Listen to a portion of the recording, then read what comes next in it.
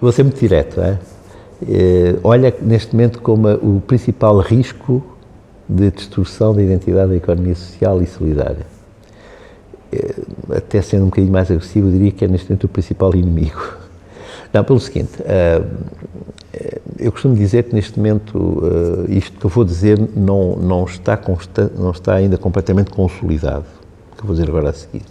Nós estamos a tentar fazer um levantamento mais sistematizado das experiências, da diversidade do que é a economia social e solidária, mas eu diria que aproximadamente haverá 8 campos dentro da economia social e solidária, depois já vai perceber porque é que eu estou a fazer este desvio para responder à pergunta.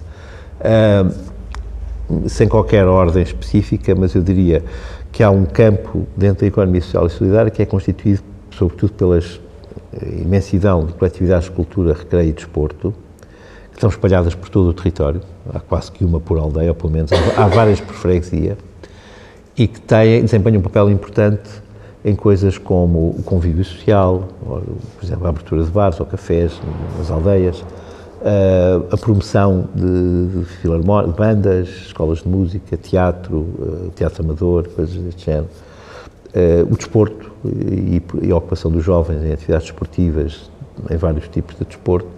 Portanto, há uma imensidão de coletividades deste tipo que, curiosamente, têm elas próprias muita dificuldade em se reconhecer como sendo de economia social, já nem digo de economia solidária, mas de economia social, porque consideram, muitas vezes associa-se a economia social à ação social. E como se considera que isto não é ação social, mas é cultura e recreio e desporto, logo não é economia social. Ou então associa-se a economia social a prestar um serviço que tenha uma expressão mercantil ou possa ter aproximadamente uma expressão mercantil. Ora bem, uma das coisas que eu acho que temos que trabalhar é exatamente isto, porque este grupo das coletividades é muito importante para as nossas comunidades e para o seu bem-estar. E são claramente economia social e, em alguns casos, até se calhar são economia solidária, dependendo de como é que estão organizados e dos seus valores. Desde logo porque promovem a satisfação de necessidades imateriais importantes da comunidade, do ponto de vista da cultura, do convívio, do desporto, etc. E depois, são os dois critérios que eu utilizo para validar se é economia social ou não, porque é verdade que qualquer destas áreas tem equivalentes no mercado. Ou seja, há empresas que também vendem este tipo de serviços, do desporto, da cultura, do café, do bar, etc.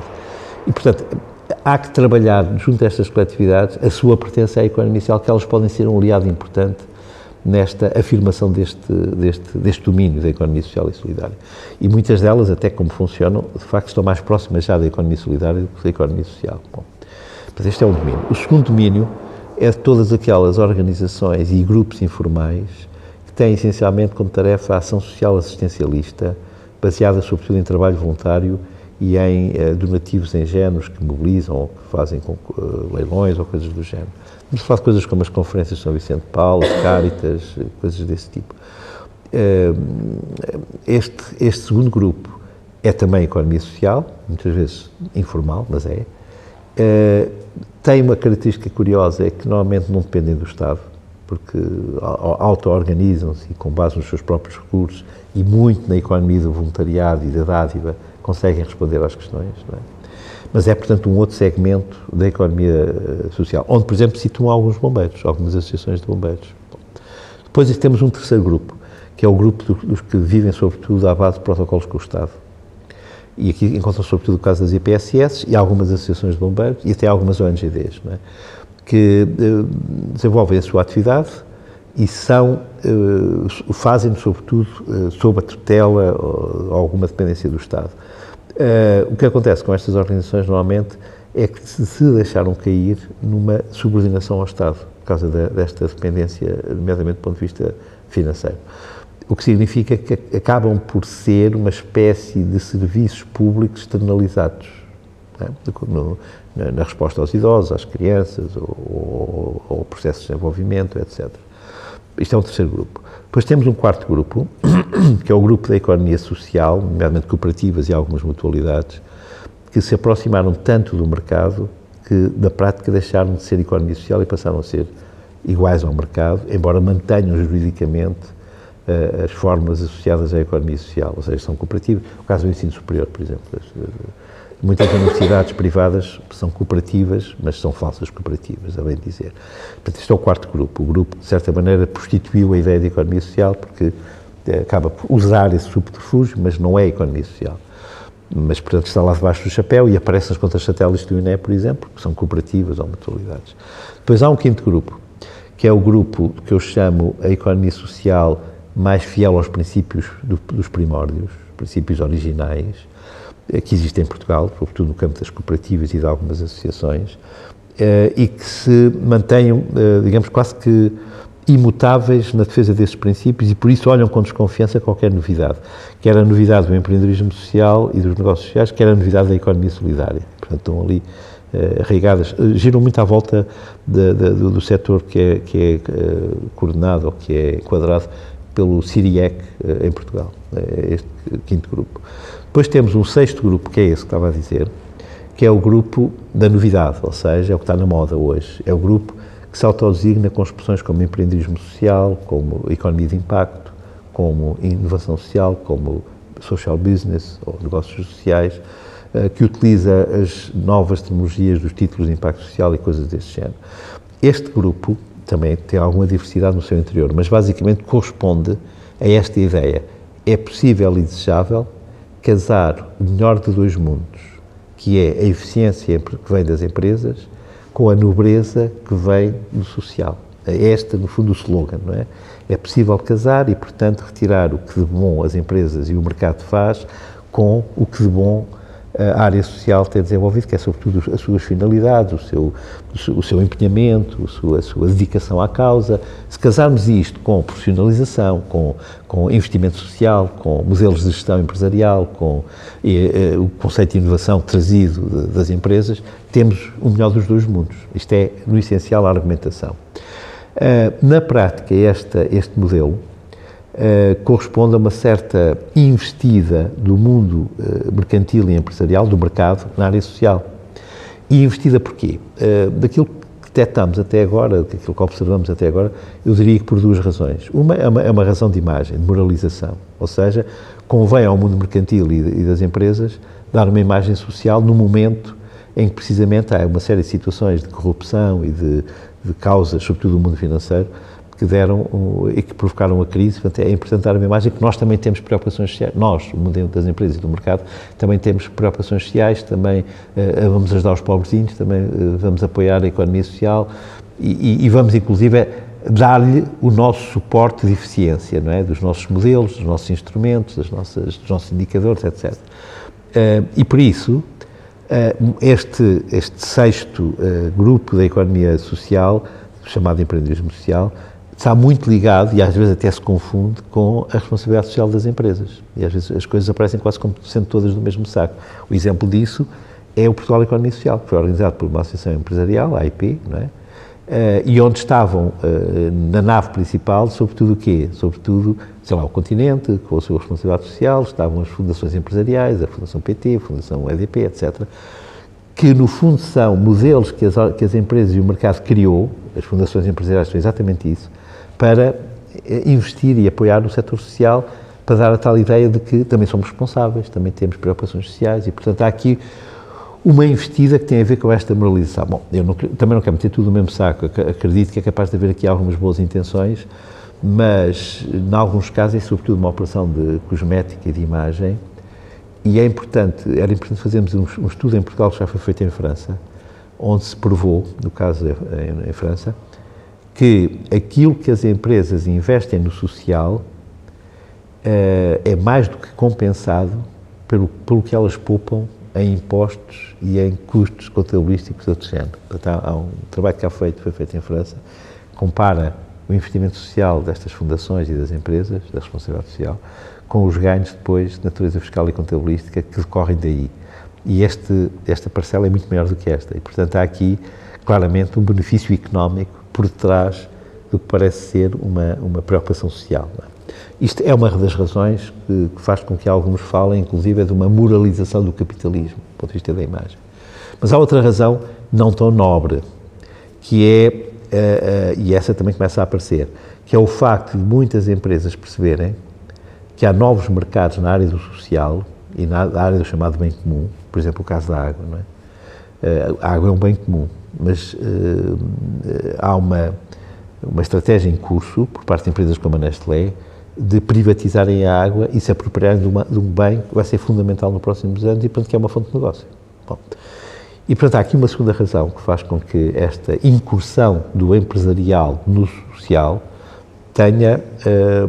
se verifique, que é a conquista de mercados na área do social, que são mercados lucrativos, são mercados de negócio. Bom, e daí a ideia de coisas como títulos de impacto social para penetração aí, rentabilizando o investimento na mesma. E daí que o empreendedorismo social, esta lógica do empreendedorismo social, este sexto grupo da economia social e solidária em Portugal, seja exatamente aquele que mais me preocupa neste momento, porque tem, digamos, o que eu chamo um canto de sereias para a economia social. Quer dizer, hoje há muitas organizações, misericórdias, centros, associações, IPSS, que estão a cair neste canto de sereia, ou seja, nesta ideia de que temos que aprender a gerir as associações ou as cooperativas como as empresas, temos que profissionalizar a gestão, temos que utilizar novas formas de investimento e de títulos. Eu não digo que não se tenha que fazer isto, mas, na minha opinião, não precisamos de fazer isto imitando as empresas. Precisamos de fazer isto a partir dos princípios, dos valores e das lógicas próprias da economia social e solidária. Agora, isso exige um esforço, que é criarmos os nossos próprios modelos de gestão. É mais simples imitar, não é? Aquilo que vem do lado empresarial. Mas eu digo que, neste momento, este é que é a grande preocupação. Porquê? Porque este é que é o discurso que está na moda. Este é o discurso que a própria União Europeia anda a fazer ao nível das suas referências mais frequentes. Isto é o que está por trás do programa Portugal Inovação Social, por exemplo. E repare que são os novos gurus em Portugal desta onda. São precisamente algumas das pessoas, dos grupos e das associações que se fala mais, como o IES, por exemplo, o Instituto de Empreendedorismo Social. E mesmo a expressão empreendedorismo social é uma expressão que está associada a isto, a esta ideia de um casamento entre a eficiência empresarial e a nobreza da missão social. Ora bem, sem deixar de reconhecer que pode ser interessante algumas parcerias entre empresas e organizações de economia social, eu não ponho isso em causa, atenção.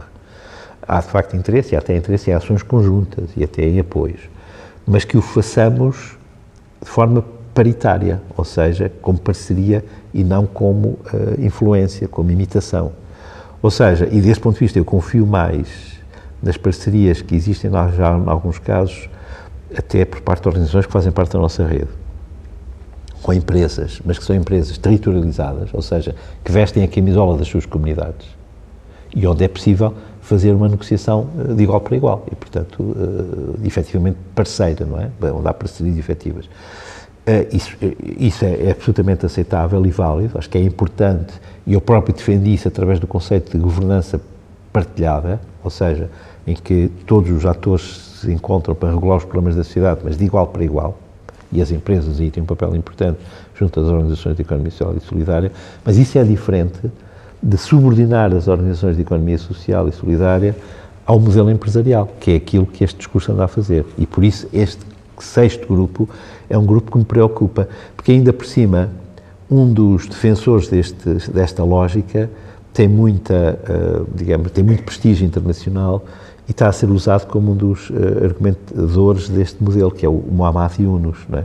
Quando ele fala, ele próprio é que foi um dos que iniciou a tese dos negócios sociais, e dado o prestígio que ele tem, o papel que ele teve no microcrédito, o facto de ele ter vindo a defender isto acaba por ser uma justificação daquilo que alguns chamam uma moralização do capitalismo à custa do setor social. Eu não tenho qualquer dúvida hoje em dizer, por experiência própria, agora aqui já não é teoria, é prática, que em áreas como a gestão das pessoas, repare que eu não estou a utilizar a expressão de gestão de recursos humanos, mas de pessoas, controle de qualidade, marketing e comunicação, gestão comercial, ou seja, das vendas, ou mesmo instrumentos de contabilidade, não tem qualquer dúvida que nestas áreas em particular nós não podemos importar os indicadores e os quadros de referência das empresas. Pelo contrário, temos que desenvolver modelos e referências e critérios que são próprios, porque gerir pessoas na economia social não é a mesma coisa que gerir recursos humanos, os critérios não são os mesmos, a ordem de preferências não é a mesma, o que procuramos não é exatamente a mesma coisa, as finalidades não são as mesmas, e por isso nós temos que desenvolver instrumentos próprios. Por isso é que eu acho que é importante que haja parcerias com as empresas, mas não subordinação. E este sexto grupo, do empreendedorismo social, do discurso dos negócios sociais, tende a ser uma espécie de apropriação empresarial e mercantil do mundo social. E, portanto, desse ponto de vista, eu acho que este é o combate, neste momento, mais importante a ser travado. É contra esse fascínio, esse canto das sereias que o mercado está a vender ao social e que muita parte do social está completamente a ir atrás. E percebe-se porquê? Porque precisa de sobreviver e, portanto, há cada vez menos dinheiro do Estado, então vamos aproximar das empresas, porque as empresas vão nos dar dinheiro, porque as empresas vão trazer investimento social, porque vamos ser mais rigorosos na gestão, o que é importante, mas não exatamente seguindo o modelo empresarial. Portanto, há aqui uma série de situações que hoje favorecem a grande implantação desse modelo, não é? Mas continuando, eu estava em 6. O sétimo grupo dentro da economia social e solidária em Portugal é precisamente todo o grupo das tradições comunitárias de entreajuda e solidariedade, que é um grupo informal, não é? Que tem a ver com aquelas experiências e lógicas que ainda persistem no mundo rural, mas que hoje reaparecem no mundo urbano. Por exemplo, o babysitting partilhado entre casais amigos, por exemplo, é um exemplo disso que eu estou a dizer. E há aí um campo enorme, extremamente fértil, de economia solidária, informal, popular, comunitária, não está formalizada, não está constituída em associações, nem em cooperativas, mas é um manancial riquíssimo de princípios de reciprocidade, aquilo que eu falei há bocadinho, da reciprocidade. E, portanto, um manancial riquíssimo de economia solidária para o século XXI. E, portanto, é interessante como nós podemos ir buscar à tradição alguns dos princípios e lógicas importantes para o futuro, para a pós-modernidade. E isso é muito interessante, é algo que neste momento nós estamos a trabalhar muito na Rede Portuguesa de Economia Solidária, é esse olhar, essa redescoberta deste sétimo grupo, que é a tal solidariedade informal, popular, comunitária, que está por trás, por exemplo, dos baldios, que está por trás, por exemplo, da partilha de serviços no meio rural, nas atividades agrícolas, está por trás na ajuda na autoconstrução, está por trás do pastoreio comunitário, que ainda sobrevive em algumas zonas em Portugal, ou dos fóruns comunitários, mas está por trás também de novas formas hoje que se desenvolvem no Banco do Tempo, nas trocas sem moeda, na partilha de serviços, na partilha de babysitting, como eu referi há bocadinho, e, portanto, não é só uma coisa do passado, hoje há uma atualização que é também pós-moderna, digamos assim, e que também, em grande parte, é urbana e não é só rural. E, portanto, este é o sétimo grupo. E depois há o oitavo grupo, que é, por enquanto eu estou a classificá-lo todo no mesmo sítio, mas é o grande grupo da economia solidária já organizada e já formalizada.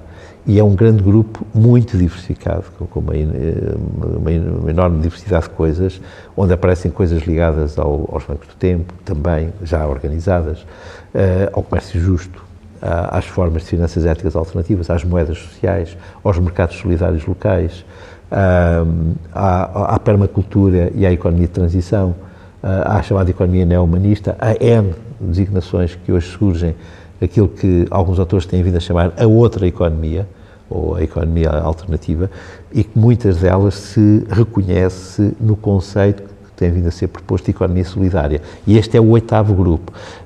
A meu ver, é o grupo mais rebelde, por um lado, mais criativo também, mais promissor de futuros diferentes e de propostas de formas económicas diferentes. E, por enquanto, eu estou a situá-lo no mesmo grupo todo, porque é um grupo ainda em construção, ainda é um grupo onde a diversidade e a pluralidade é uma característica, mas com esta ideia de uma economia diferente do mercado e do Estado, de uma economia assente no princípio da solidariedade, no princípio da sustentabilidade, no princípio da democracia. Portanto, há aqui uma série de valores comuns, não é? Que são importantes, que estão a ser afirmados nestas outras economias e que estão a assumir, muitas vezes, já um caminho de organização formal, e por isso é que é um grupo que eu estou a pôr à parte do sétimo, não é? Porque o sétimo tem a ver com a tradição, tem a ver com as lógicas informais, sobretudo, não é? E este é um grupo. Portanto, nós temos neste momento, eu diria, 8 tipos de economia social e solidária, das quais 2 são as que estão em afirmação mais assertiva, que é o 6º grupo do empreendedorismo social e dos negócios sociais, por um lado, e o 8º grupo, que é o grupo da economia solidária. Não estão na mesma lógica, claramente. E, portanto, são dois grupos neste momento, de alguma forma, eu não seria talvez tão agressivo a dizer que se degladiam, mas pelo menos se confrontam porque têm modelos de economia e modelos de sociedade diferentes. Enquanto o grupo do empreendedorismo social propõe-se, no fundo, assumir a economia social segundo a imagem e os contornos da economia de mercado, basicamente é isto, simplificando, mas é isto, não é? O grupo da economia solidária pretende, pelo contrário, criar uma outra forma de economia que não é a economia de mercado, também não é a economia de Estado, embora aceite colaborar com elas, em alguns casos. Por exemplo, há algumas iniciativas dentro da economia solidária que não querem de todo colaborar com a economia de mercado nem com a economia de Estado. Nomeadamente o campo riquíssimo, libertário da economia solidária, ou neoanarquista, né, que vai muito nesta linha. Mas estamos a falar aqui de dois modelos diferentes, e são estes dois modelos que são os modelos da construção de qualquer coisa nova atualmente. Não é? O modelo do empreendedorismo social, repito, que significa essencialmente afeiçoar a economia social ao mercado, à economia de mercado, aos princípios e às regras da economia de mercado, e a economia solidária, pelo contrário, pretende afirmar uma economia alternativa à economia de mercado e, portanto, ao capitalismo, e também, desse ponto de vista, à economia dos modelos socialistas do século XX, não é? Que eram modelos socialistas centralizados, rígidos, fechados, não é? E totalitários na sua lógica de funcionamento. Não é?